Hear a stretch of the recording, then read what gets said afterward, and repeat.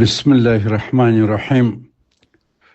إن الله لا يغير ما بقوم حتى يغيروا ما بأنفسهم. صدق الله العظيم. موږ او بدلون. دوستانو، فاروق اعظم یم. نن د 1404 هجري شمسي د کب د میاشتې 14مه ده. پوره 53 کاله پخوا افغانستان او ایران د هلمند رود د اوبو په هکله یو تړون لاسلیک کړ چې په دغه باره کې ما وطنوالو ته وختاً په وختاً لازم معلوماتونه ورکړي دي. نن د ایران په ارتباط یو بلې مهمه موضوع ته د دوستانو پام راوړم چې موږ څه درس ورڅخه اخیستلی شو. همدا اوس ګورو چې زموږ سیمه او موږ د څه ناخوالو سره لاسو ګرېوان یو. په افغانستان کې پر اسلامي نظام د روژې په دې مبارکه د رحمت په میاشت کې د اسلامي جمهوریت پاکستان لخوا بې رحمه حمله روانې دي. هلته یو بې ضمیره ملا د مسلمان افغانستان پر ضد د جهاد فتوا ورکړې ده. زموږ په گاوند کې بیا جمهوریت اسلامي ایران کې يهودو او نصاراو د ایران ستر روحاني او دولتي مشر آیت الله خامنه‌ای د هغه د ټولو کورنۍ سره او د ایران نور لوړپوړي چارواکي د روژې په مبارکه میاشت کې شهیدان کړل. د خلیج بډایه عرب هیوادونه د اسرائیل او ایران په جنگ کې سخت سراسیمه دي او د دوی په خاوره کې د امریکا اډو د جنگ له خطر ونه ژغورل. هغوی غیر حق او ناخواسته د بل جنگ تور کش شو. زور هم داسې دی. تر دغه د مخه امریکا د پاناما مشر نوریګا له خپل قصر لاستړل امریکا ته بوت. په 2001 میلادي کې په افغانستان کې اسلامي امارت په ډیره بې رحمۍ سقوط کړ. د عراق مشر صدام حسین د اختر په ورځ په دار وزړاوه. د لیبیا مشر معمر القذافي وواژه. د وینزویلا جمهور رئیس مودورو او د هغه مېرمنې د خوب له کوټې زنجیرو زولانه امریکا ته بوتلل.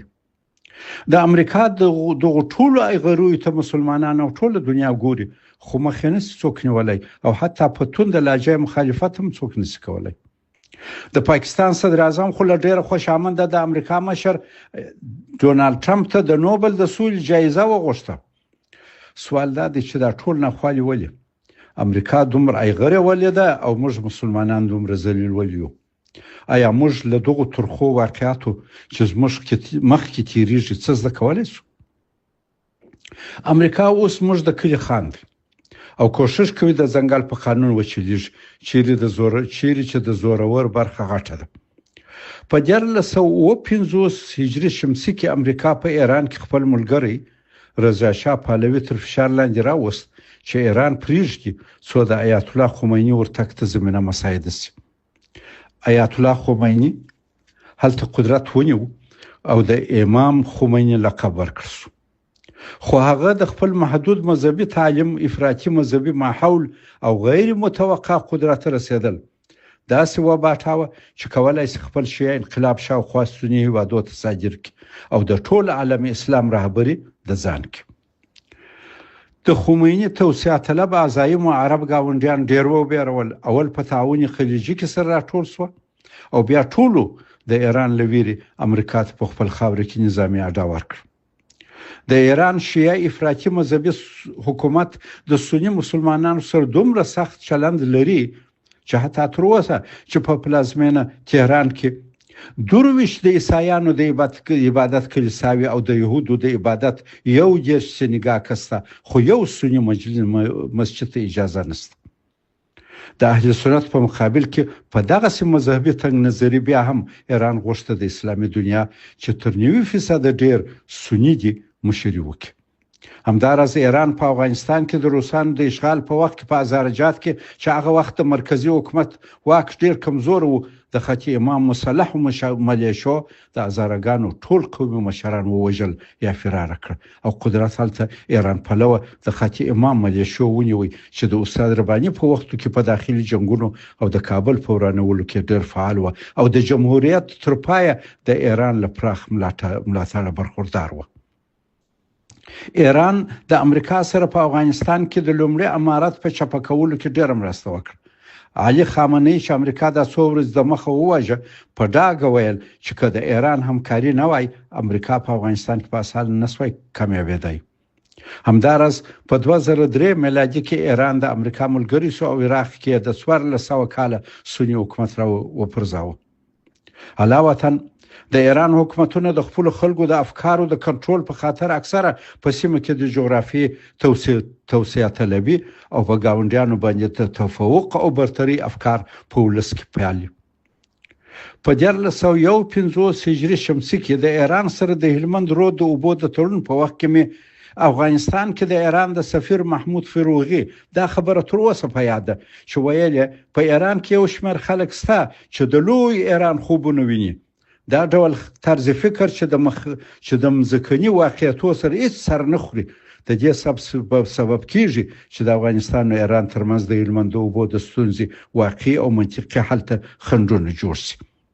دغه بې ځایه توسعات او جاهطلبي ایران د ټولو ګاونډیانو سره په جنجالو اخته کړی دی.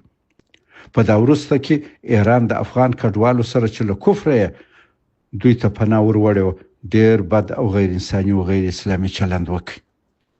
دوستانو، څرنګه چې د خمیني په وخت کې فلسطینیان، عرب او شاوخوا اسلامي هیوادونه د اسرائیل او امریکا تر فشار او نفوذ لاندې و، نو د دې لپاره چې د نړۍ په مسلمانانو کې ملاتړ پیدا کړي، خمیني او ملګرو د مرګ پر اسرائیل او مرګ پر امریکا شعارونه ورکړ.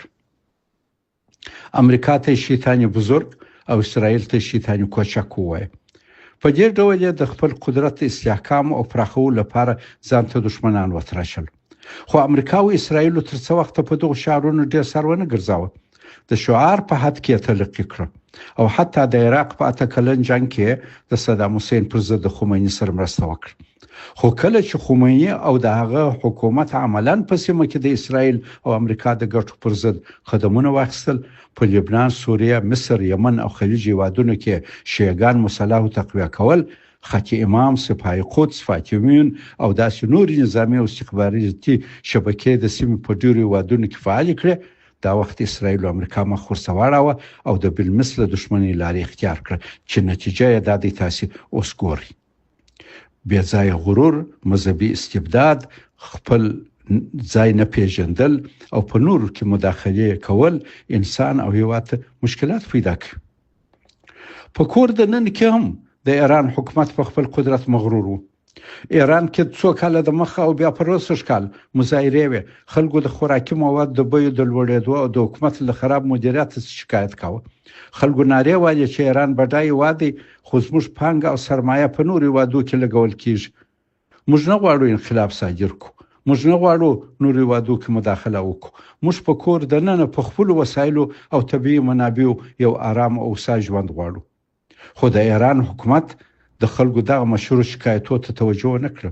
ویل دا یو اسلامي او الهي نظام دی، مخالفت ورسره د خدای او اسلام سره دښمنی ده. د هغوی سولیز او مشروع اعتراضونه د دین په تور وځبل. حاکمانو د ولس غوښتنه ورېدي او په ځان کې مثبت بدلون او تغییر راوست. دا د اوس امریکا راغله چې تغییر پکې راولي او د ایران همغه د پرون سولیز معترضین ورته د هرکلی نڅاوي کړ. اوس چې يهود او نصارا په اتفاق کوم سخت حالت پر مسلمان ایران راوستي دي، ډېر د خوشنۍ دي. هیڅ مسلمان او آزاد انسان باید په خوشاله نشي. خو د عبرت هم دی.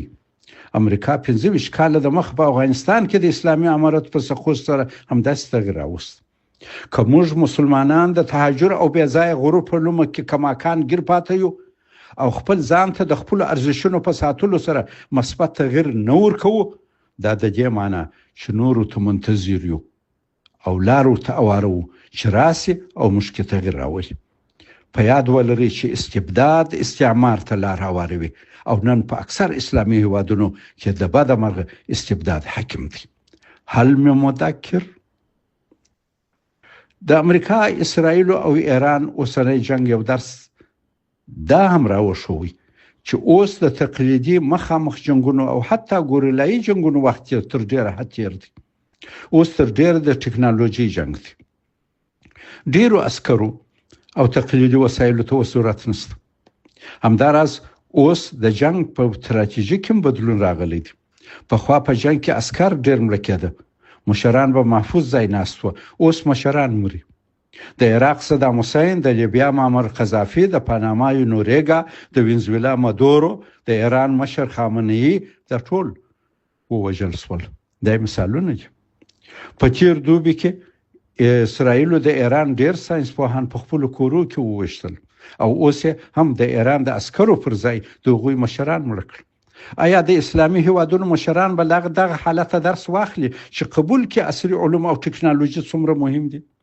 آیا د اسلامي هیوادونو مشرانو تر غوږ به د خطر دا زنګ رسیدلی وي چې تر دې وروسته د جنگ اور تر عسکرو او عوامو د مخه او اول هم دغه مشرانو ته رسیږي؟ آیا پر ایران د اسرائیل او امریکا حمله به په مسلمانانو خصوصا د خلیج بډای عرب هیوادو کې دا پیدا کی چې پر پردو تکیه نه د پکار او باید صادقانه او شجاعانه تلاش وسی چې وطن پر خپل پښو ودرېږي؟ آیا اوسنۍ سخت حالات په زموږ په طرز فکر کې څه بدلون راولي او د وروسته پاته قبیلوي کلیوال ذهنیت څخه به مراوه باسي چې شاوخوا و دنیا ته پرونو او د عبرت په سترګو وګورو؟ پوهیږو چې بدلون څه اسانه کار نه دی.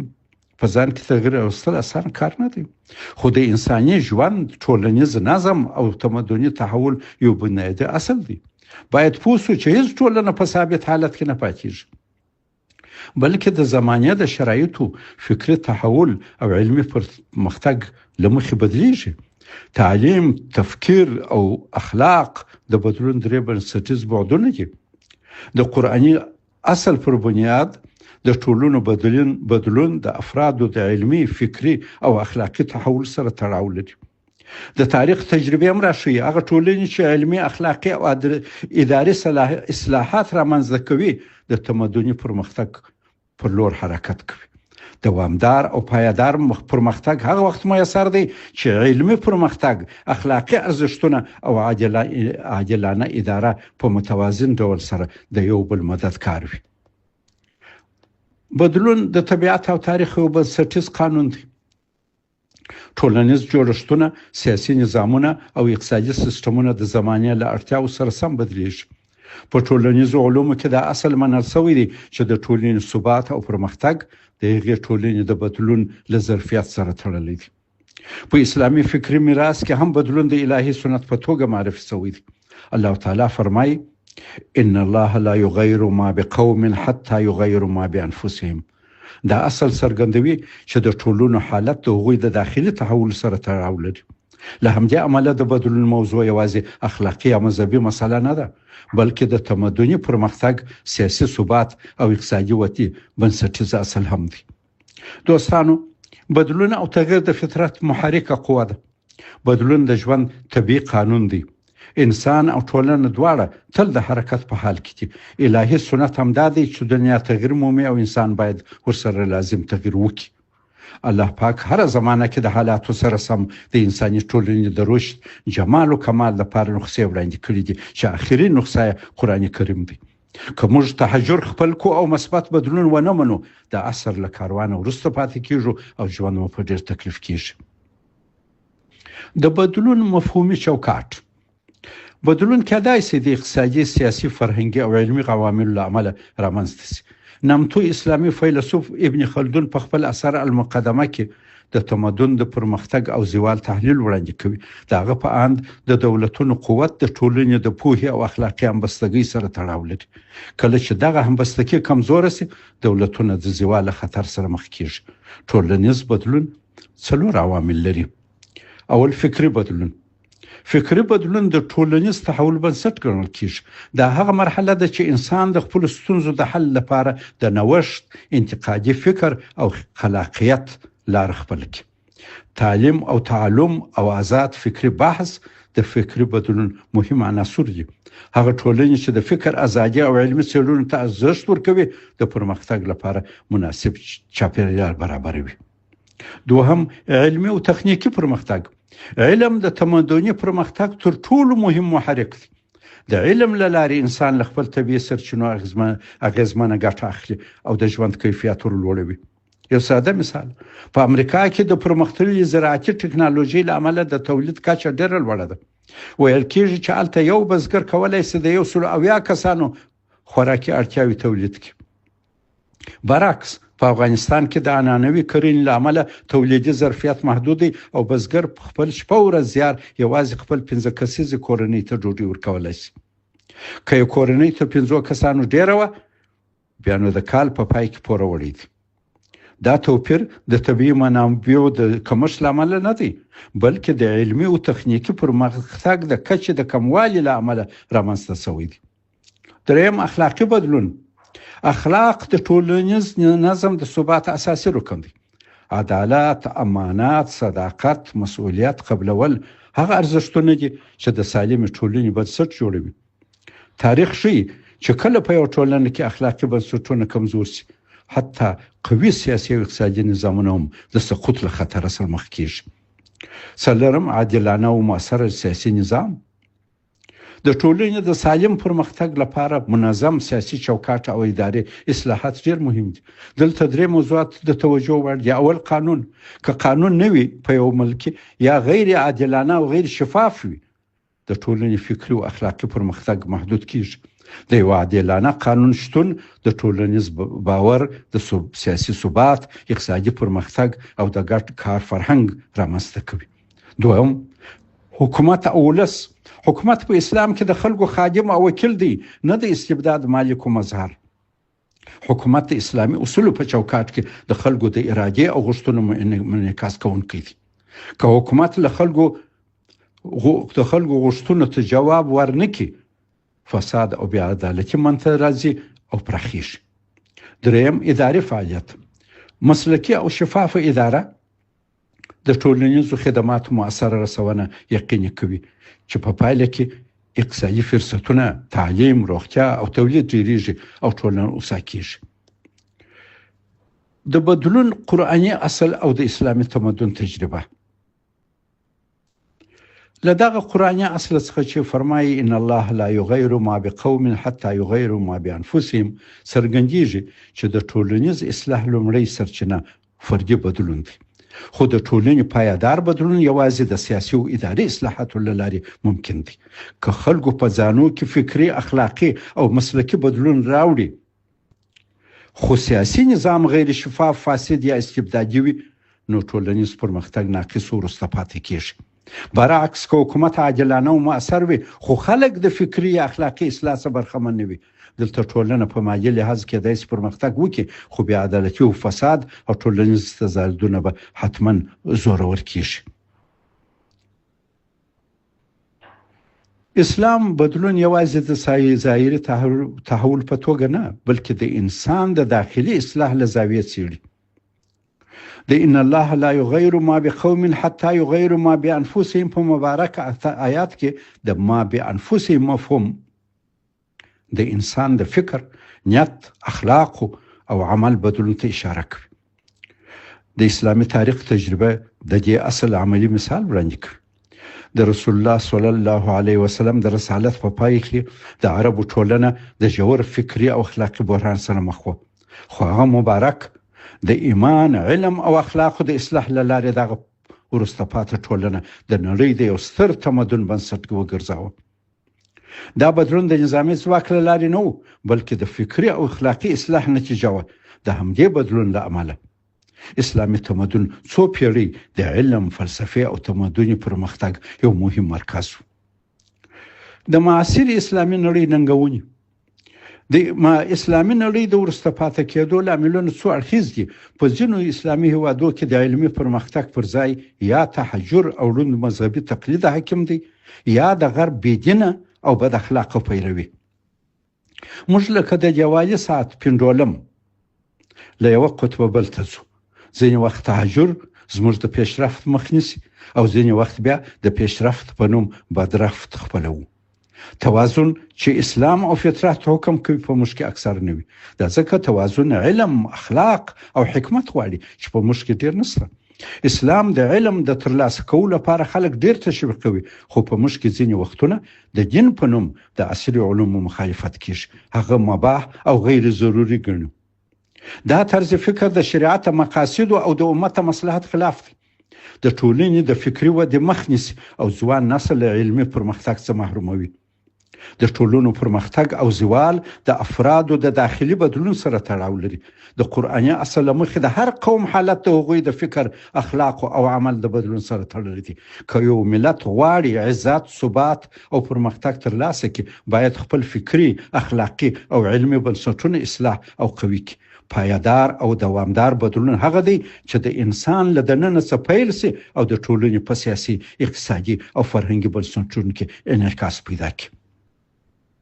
دوستانو، موږ د روسانو امریکایانو تجاوزونو سخت وځپلو. که څه هم موږ په خپل بېساري قربانیو روس او امریکایان شاتګ ته مجبوره کړه، خو خپل د کمزوري په سبب ونه توانېدو د جنگ تاوان د دو متجاوزونو څخه واخلو، بلکې برعکس خپل په رسمیت پیژندو دپاره هغوی ته عذر کوو او د دوی تش ورین تندی موږ ته غنیمت وي.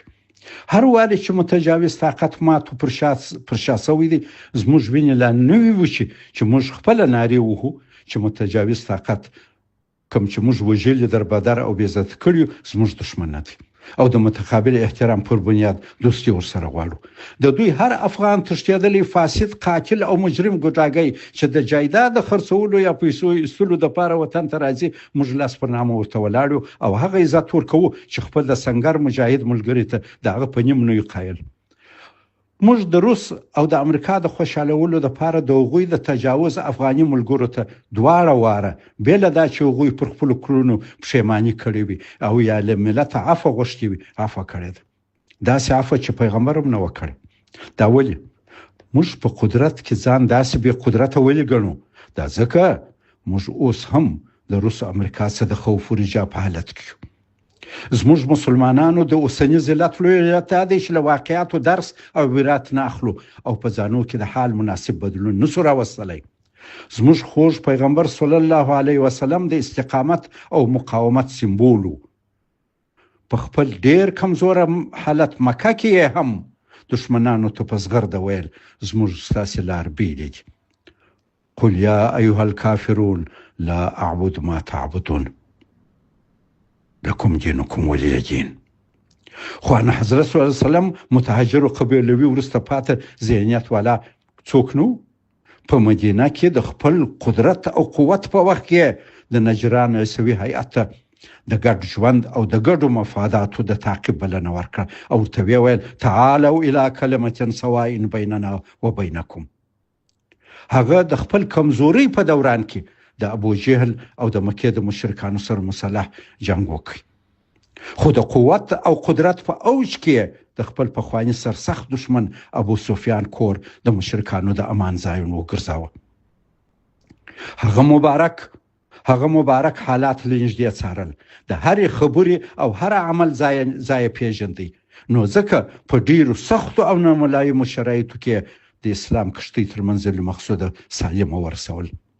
زموږ اوسنی ذلت په دې کې دی چې په دین کې متفقه کمه ده او موږ د پیغمبر صلی الله علیه وسلم په سیرت لږ ځان پور کړی دی.